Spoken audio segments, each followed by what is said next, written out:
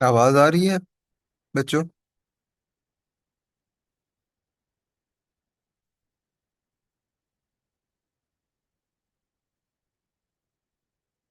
मेरे आवाज ओके।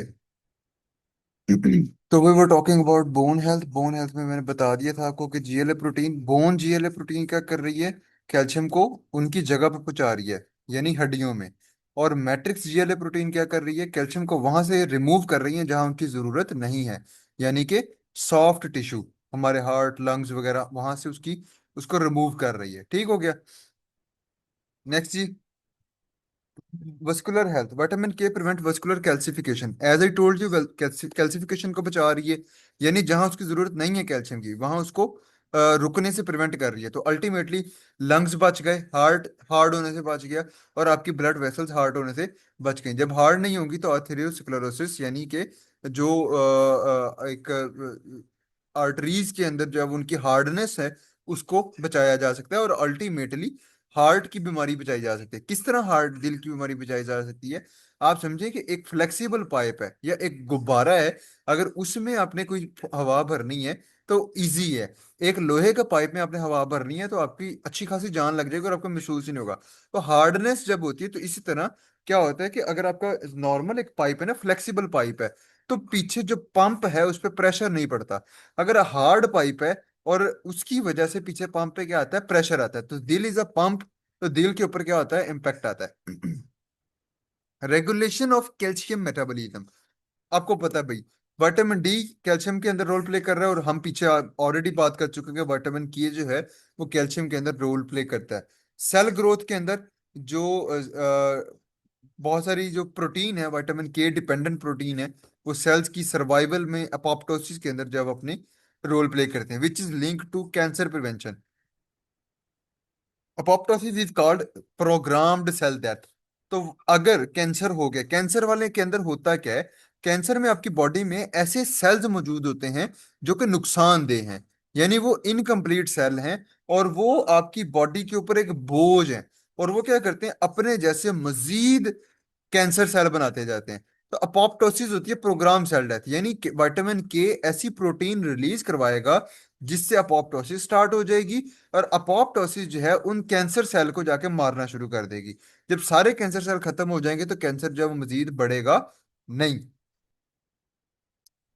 ये जी दो तरह के आपके ब्लड कोagulation कैस्केड होते हैं, ठीक है?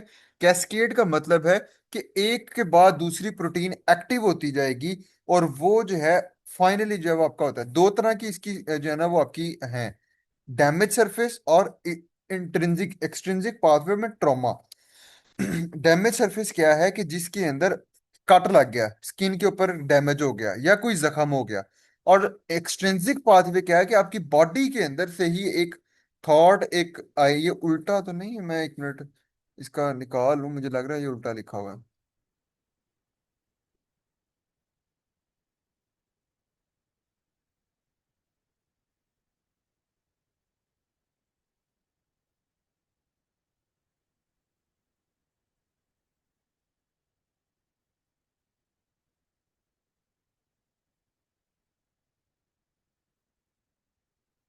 चलें जी, ये नेट आ जाए जरा, मैं उसके हिसाब से देख लेता हूँ।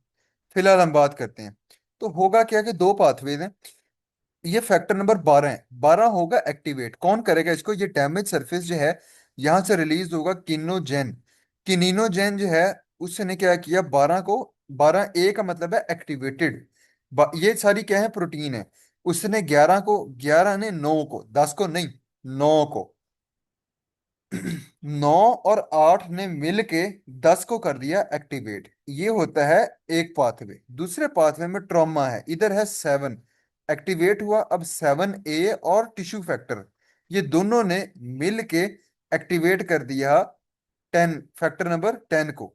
यानी यहां भी फैक्टर नंबर 10 इनएक्टिवेटेड है, ये भी। तो ये दोनों जो है ये दो अलग पाथवे हैं। एक जो है वो डैमेज सरफेस से आता है, एक आपकी बॉडी के अंदर एक स्ट्रेस कंडीशन आई उसकी वजह से है। फाइनली आपके पास एक्टिवेटेड 10 फैक्टर होता है।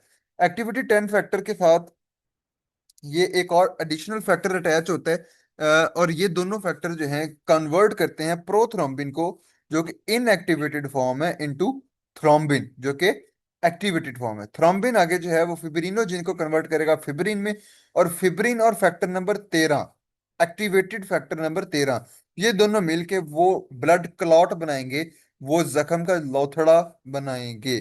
समझ आ गई है ये पाथवे? जल्दी बताना मुझे।